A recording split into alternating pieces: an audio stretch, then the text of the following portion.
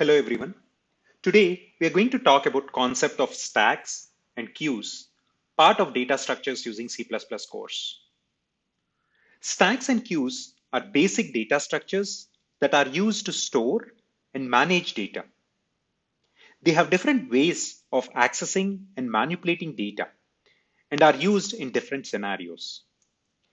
A stack is a last in first out data structure where the last item added to the stack is the first item to be removed.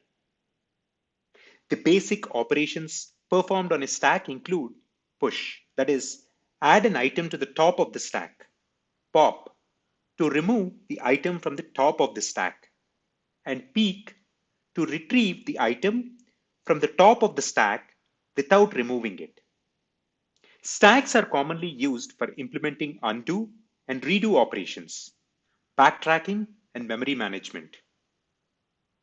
A queue is a first in, first out data structure where the first item added to the queue is the first item to be removed.